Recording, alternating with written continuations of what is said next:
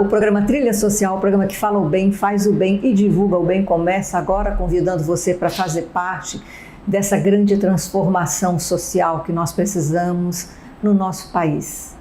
Comece pela sua casa. Comece a transformar aquilo que você pode transformar dentro do seu lar.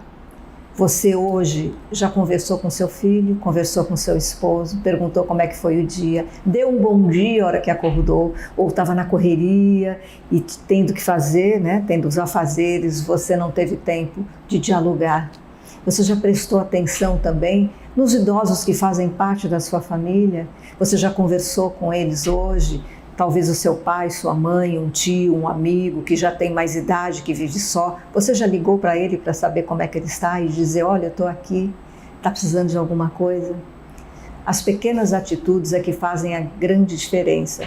Nenhuma construção, ela ocorre grande, É como nós também, seres humanos. Nenhum ser humano nasce grande, tem todo um processo. Então, para que a gente possa fazer a transformação social, também depende de cada um de nós, da nossa atitude que começa dentro de casa, vai para a rua, vai para a sociedade, e aí também nós podemos demonstrar isso quando a gente vai votar, as pessoas que estão candidatos ao nosso governo e que nós vemos que são pessoas sérias, e também cobrar deles, quando a gente vota, a gente também depois tem que acompanhar para ver se eles estão fazendo aquilo que eles prometeram. Então tudo isso faz parte de uma transformação social e faz parte também da cidadania que deve ser praticada. Aqui no nosso programa você pode buscar lá no Face, programa Trilha Social, e você vai ver todas as pessoas que passaram por aqui, pessoas que transformam vidas, pessoas que têm histórias lindas para compartilhar, pessoas que fazem trabalhos maravilhosos. Você pode se engajar em um dos projetos que essas pessoas trabalham, nas organizações não governamentais que já passaram por aqui, mas também você pode criar uma forma, se seu coração pede algo diferente, algo que você pensa, olha, isso poderia transformar vidas, comece, dê o primeiro passo, não tenha medo, não fique acanhado, porque o primeiro passo não precisa ser grande, ele precisa de ser firme, e você depois dá o segundo passo, o terceiro, e assim você vai atingir muitas pessoas com aquilo que você faz de coração para melhorar a vida das pessoas e, consequentemente, melhora a sua também. Eu vou contar uma história para vocês muito interessante, que ela fala de dois sapos, duas rãs que estavam dentro de um curral.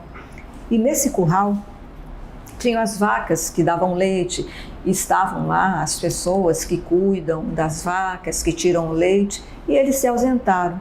E essas rãs, pulando de lá para cá, sem prestar atenção, caíram dentro de cada uma caiu num balde de leite e começaram a se debater. Só que o balde era muito alto, elas não tinham condição de ter um apoio para dar um salto e sair daquele balde. E aí elas ficaram conversando, uma falava assim, olha, eu vou ficar me debatendo, eu não vou afundar, de alguma forma eu vou arrumar um jeito de sair daqui. E a outra já estava cansada, ela falava, eu vou desistir, sabe por quê? Não tem jeito, o balde é muito alto, eu estou tão cansada, eu vou desistir, eu não vou fazer mais esforço nenhum. E a outra falou, não, eu vou continuar. Tem algum jeito, eu tenho certeza que tem algum jeito de eu sair daqui. E continuou se debatendo. A outra que desistiu, afundou no balde, infelizmente morreu afogada. E aquela outra que estava no balde se debatia, ela se debateu por horas. E por se debater dentro do balde de leite, o leite virou manteiga. E nisso, virando manteiga, ela pôde se sustentar e dar o salto para sair daquele balde. Então, o que a gente aprende com essa lição? Que a gente não deve desistir nunca. Não importa a situação que você esteja passando. O importante é que você tenha fé de que fé realmente que existe uma solução, porque para tudo existe uma solução. Existe uma forma de você resolver. Nós não podemos desistir. Não existem pessoas fracassadas. O que existem são pessoas que desistem de continuar lutando. E na vida, quando nós temos um objetivo e queremos alcançá-lo, seja ele qual for, nós temos que tentar. Se você não tentar, você já sabe que 100% você não vai conseguir. Se você tentar, você tem 50% já de chance de conseguir.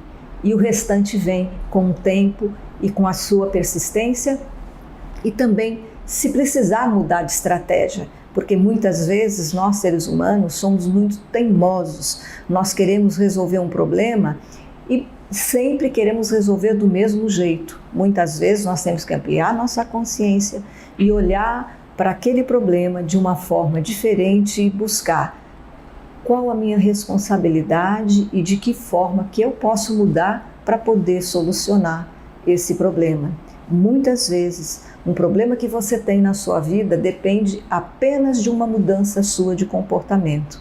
Então pense nisso e leve isso para o seu coração e para a sua vida.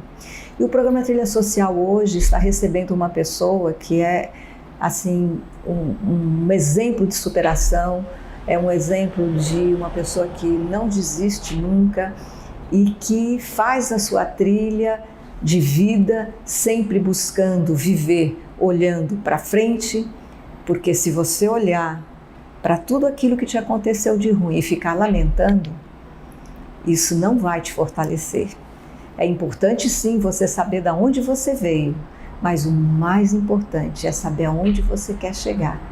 Saiba de onde você veio, conheça a sua história, mas não se lamente, não reclame. Agradeça porque, de alguma forma, a sua história, seja ela do jeito que tenha sido, foi ela quem te trouxe até aqui. E nós estamos recebendo hoje Mirta Mello, que é uma ativista social. Mirta Mello, que alegria, já faz um bom tempo que a gente não se vê, né? E eu queria saber como é que está a sua vida. Você agora como ativista, você fez parte da PECAM durante algum tempo. Me conta um pouco dessa história da sua vida. Em 2013, né, quando eu tive o diagnóstico de câncer, eu digo que foi um processo de transformação. A vida mudou em 360 graus. Né? E depois da descoberta do câncer, vem tratamento, vem todo esse processo, né? essa construção, digo que é uma construção. Com o diagnóstico derruba tudo, o vento vem, derruba tudo e depois você precisa de uma casa para morar, né? Então vem o processo de construção. E veio tratamento, cirurgia e aí agora, depois passado do vendaval, a casa construída, o que é que a gente vai fazer? O que é que eu posso fazer? Então entrou a PECAM, a associação, na minha vida, né? Foi quando, depois do tratamento de câncer, agora olhar para os outros que estão passando, né, pelo câncer e tentar ajudar, assim como eu fui ajudada também, que eu digo assim, o que me motivou foram as pessoas que, quando eu estava no processo de doença, me deram a mão, me estenderam. E agora eu conheci, percorri esse caminho. Por que não fazer também esse mesmo processo de ajudar outras pessoas? Então, para você chegar até a PECAM, na época quando você teve o diagnóstico, como é que você chegou até a PECAM? Alguém veio lhe buscar? Foi você que foi buscar? Porque muitas pessoas podem estar passando por esse momento agora e não sabem como buscar. Eu conheci a associação, ela já existia a associação. Ela estava sendo a primeira presidente da associação, ela teve metástase, se afastou da associação, então elas não estavam trabalhando, né? A associação estava esquecidinha ali na caixinha e foi quando eu voltei do tratamento, né? E uma amiga chamou para reativar e juntar um grupo de mulheres, essas mulheres que tinham se dispersado durante esse período. Então foi um processo também de construção da instituição. Foi quando veio não tinha sede própria, né? Não tinha uma sede, elas ficavam em salas que as pessoas deixavam para elas se juntarem, fazerem as reuniões, e foi quando houve, né, a instituição, a sede, e foi um processo de reorganização da instituição, e foi quando eu adentrei na instituição e foi criado da associação da PECAM, foi criado um novo projeto que foi a Casa Rosa, que aí foi quando deu essa continuidade e esse crescimento da instituição. E quando você fez parte da PECAM, no início ela tinha uma forma de trabalhar, e como você falou, né? Quais foram os passos que ampliaram a a condição de atender as pessoas, as mulheres com câncer? A gente viu que essas mulheres, elas, além da patologia, da doença, elas também traziam outras queixas, outras dores, né? De ordem familiar, de ordem financeira, né? Psicológica também, muito mexida com tudo. Então, organizar, não só de acolher essa mulher e encaminhar para tratamento, porque isso elas já sabiam esse caminho, embora muitas vezes a gente ajudava a caminhar até chegar ao tratamento. Mas acolher essa mulher como um ser humano como um todo. Era uma mulher que vinha fragilizada porque às vezes o marido, né, abandonava nesse período, a família que não entendia. É um processo que você também está se descobrindo, porque a sua imagem muda, né? É cabelo que cai, é a mama que tem essa simbologia, né? De onde você amamenta, que tem esse elo com o filho, que tem essa simbologia da sexualidade, né? Da feminilidade. Então as mulheres, elas vinham muito fragilizadas nesse sentido. Então acolher não só pela dor do câncer, mas acolher de uma maneira geral e acolher também a família, porque eu digo que por trás do paciente tem sempre um familiar, tem às vezes nem sempre um familiar, mas alguém que está ali por trás dessa pessoa acolhendo. Então o papel da instituição voltar mesmo para acolher a pessoa num todo, não só o doente, né, o que está com câncer, mas que vem com outras queixas também. Tinha algo que você percebia que era mais reincidente quando a mulher com câncer chegava até a APECAM? Essa fragilidade da imagem, principalmente eu acho que o cabelo e a perca da mama, né? Mas muitas delas às vezes nem perdiam, faziam quadrante, mas eu acho que a imagem, a autoestima, mexia muito com a autoestima. Muito. Baixava. De querer se isolar, de não querer ter vida social, de não querer sair, às vezes até dentro mesmo da família, se afastar mesmo do marido, não querer esse contato mesmo, porque não estava numa fase que estava se achando bonito, que estava se achando bem, para ter esse contato, esse afeto maior.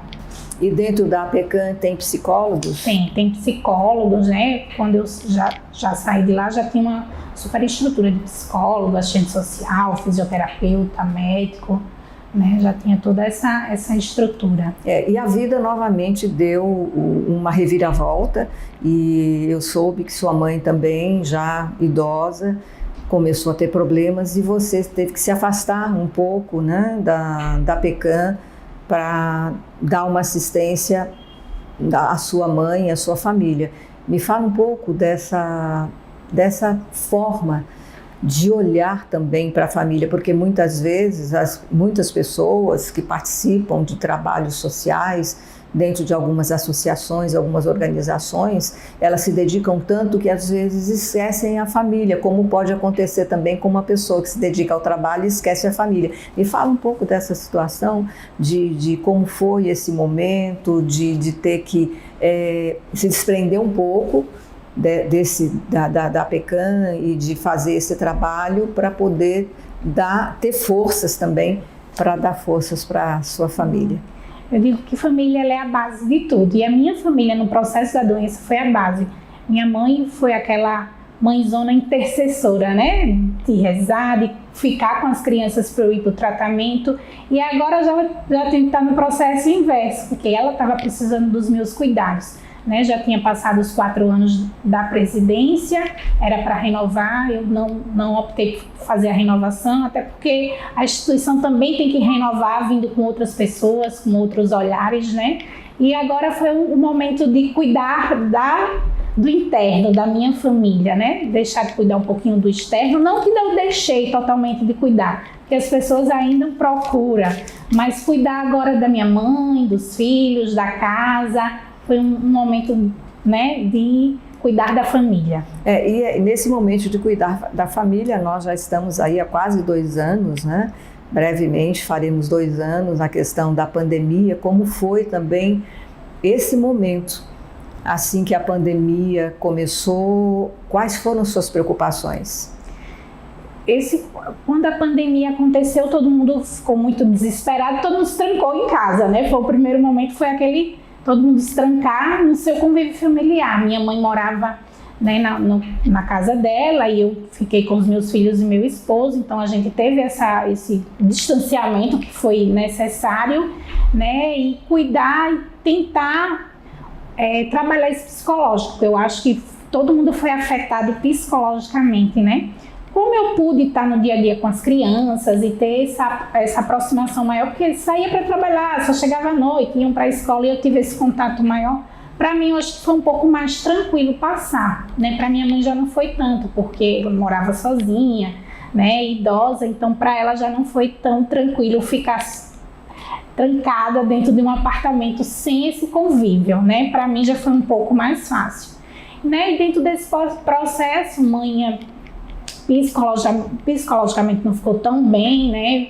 Vieram os problemas de saúde e teve que ir para minha casa para ficar junto, né? E na pandemia a gente tinha esse contato através, né? A tecnologia nos favorece muito nesse contato, mas a gente sente falta do contato físico. Eu acho que tecnologia nenhuma substitui, né? O tato, o cheiro, o abraço, né? Esse afeto que tecnologia não vai substituir. Você me falava aqui em off que sua mãe tem fibromialgia, né? E também tem algumas outras complicações. Você acredita que esse momento, essa pandemia também fez com que ela se entregasse mais, ficasse mais fragilizada? Contribuiu bastante, porque sem o contato com os filhos, com os netos, né? Sem estar o ninho cheio, né? O ninho sempre vazio nesse período, fez com que a fibromialgia viesse, aí ela sentisse todas essas dores, né? E quando veio lá para casa já veio muito fragilizada para ficar no contato, né? Ficar no nosso convívio agora, a gente poder cuidar, né? Eu digo que ela cuidou tanto de mim no processo da doença, eu virei também a filhinha, né, pequena, a bebê que precisou dos cuidados, e agora, né, o processo inverso do cuidar da mãe. Né, você está devolvendo um pouco esse grande amor, né? Que pai e mãe são aqueles que nos dão a vida, e é algo que nós jamais poderemos dar algo em troca por isso, porque não tem como é que você vai dar algo do tamanho da vida, né? Como é que você pode devolver? Então o carinho, o cuidado é muito importante. E me diga como você se cuidou também durante esse período, como é que estão os cuidados com a sua saúde nesse momento? Né, e agora, minimizando esse processo de pandemia, né, isso já era uma insistência por parte até dos médicos, como mesmo questão de saúde e atividade física. Né, e nesse ponto eu sempre fui um pouquinho negligente. Então, todo médico que você vai, e atividade física, como é que tá? E esse peso corporal, e não pode por conta da doença, por conta do câncer.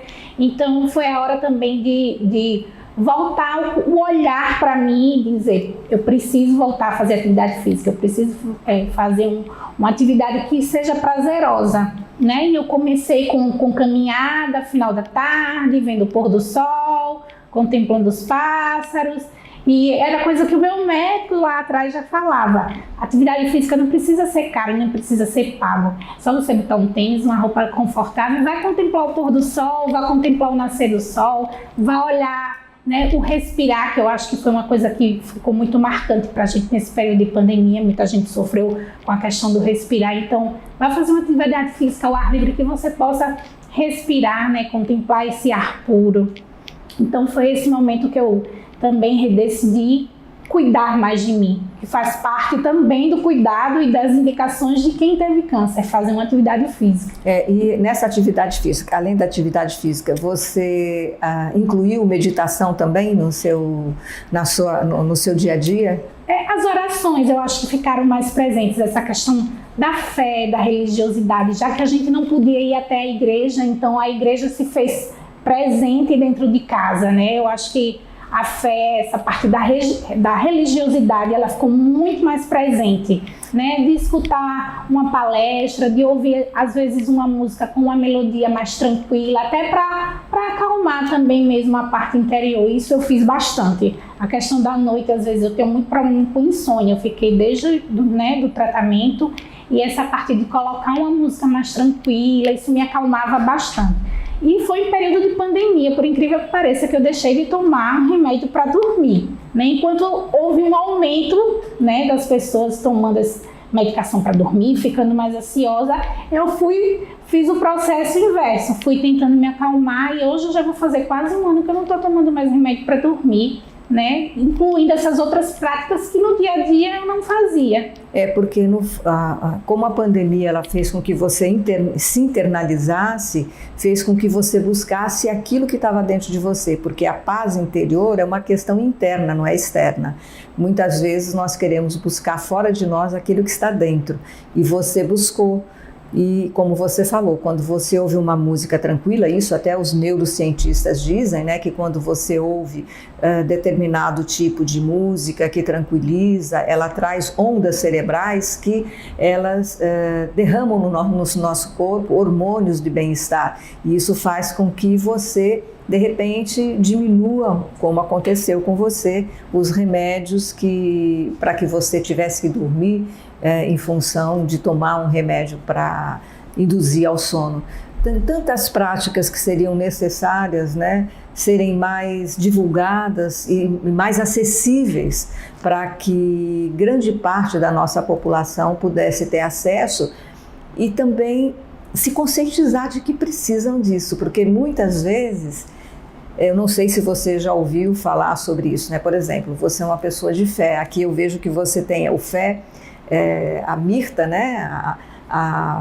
O seu lema é fé, foco e esperança. Muitas vezes, quando você chega para uma pessoa que está passando por uma dificuldade, fala assim, você precisa ter fé. Que ter fé, que coisa nenhuma, isso não vai acontecer. Acontece muito quando você encontra pessoas e você tenta mostrar para elas que tem um caminho delas agirem dessa forma? Eu sempre, né, nas palestras, né, eu sempre digo que a fé sempre foi muito presente na minha vida. Eu acho que foi ela que foi a minha guia, né? Eu tinha um foco e foi a minha fé que me levou até meu foco, até a minha meta. E eu digo que é independente de religião, é você ter uma crença, você ter a sua religiosidade, independente de religião A, B ou C, e se nutrir dessa fé. Crer, né? Que existe uma força maior que pode te abastecer. Exatamente, né? Que pode te nutrir, te levar a algo que talvez você nem espere que aconteça, mas você nutrir essa emoção, ter esse sentimento de que a tua fé, né, que essa motivação pode te levar. Você acha que o poder do pensamento tem influência? Tem, bastante. E como é que você administrava seus pensamentos? Porque os pensamentos vêm, né? E principalmente quando a gente está passando por uma situação difícil, parece que os pensamentos negativos querem tomar conta da sua mente. Como é que foi esse momento para você? Como é que você administrou, interagiu com isso? Por incrível que pareça, quando eu estava durante o tratamento, a minha meta era a cura. Então, eu acho que tudo fluiu, né? Junto com a família, que eu digo que a família teve sempre uma participação muito especial, o marido, os filhos, né, que ficaram comigo durante o processo de tratamento, enquanto eu estive fora do meu aconchego familiar, dos amigos, né? E depois que terminou o tratamento, eu acho que psicologicamente foi quando eu fiquei mais fragilizada. Terminou tudo, eu não era mais o centro das atenções, eu não era mais a que era cuidada por todos e todo mundo foi seguir sua vida. E foi quando eu me vi assim, todo mundo foi seguir sua vida e agora? Como é que vai ser o meu caminhar? E eu digo, não, eu acho que agora eu preciso fazer uma terapia para me encontrar, para saber o que é que a Mirta, essa nova Mirta, né, nesse pós-câncer, vai fazer da vida, né? E foi quando veio tem alguém que recém-descoberto um câncer, a Mirta pode ir lá e pode dar uma palavra de conforto e dizer como foi o tratamento. Então esse processo surgiu depois do tratamento, né, desse processo de descobrir essa nova Mirta, essa nova versão, né, da Mirta, que talvez já fazia parte de mim, mas não sabia como. Então fui buscar ajuda mesmo de um profissional, porque eu acho que quando a gente sozinha não dá conta, a gente precisa de uma pessoa que nos oriente, né? Precisa de uma ajuda profissional, sim. A humildade, né, de buscar ajuda, porque eu conheço muitas pessoas que não buscam. Não quero, não falem que eu estou doente, não vou contar para os meus filhos, não vou contar para ninguém, não quero que ninguém saiba. E se você tocar no assunto, elas ficam bravas, E quando você fala que você vai ao psiquiatra, que você precisou ser encaminhada ao psiquiatra... Ainda existe um preconceito muito grande. E quando você diz que você, psiquiatra, passou uma medicação, que às vezes é necessária, claro, né? Uma química necessária para que você possa reagir também, que às vezes sozinho você não tem essa força. Precisa de uma medicação e precisa desse profissional, que eu precisei também, né? Depois do tratamento, eu fiquei muito perdida, né? Fiquei totalmente perdida, e foi daí que eu consegui voltar ao eixo, né? E trilhar esse caminho que eu já fazia antes, né? Essa ajuda profissional, para mim, eu acho que foi o ponto de partida.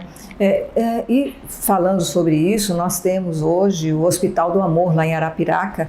Me fala um pouco, você está mais por dentro, me fala um pouco dessa questão de nós termos aqui tão perto de nós agora um hospital que vai tratar de pessoas com câncer especificamente, né? E isso é um grande ganho para nossa Alagoas. Quando eu voltei de Barretos do tratamento, eu sempre falava assim, Barretos para mim foi uma inspiração, assim, foi um cuidado de Deus que teve comigo e me colocou lá. Apesar de estar longe de todo mundo, mas foi um cuidado que Deus teve muito grande comigo.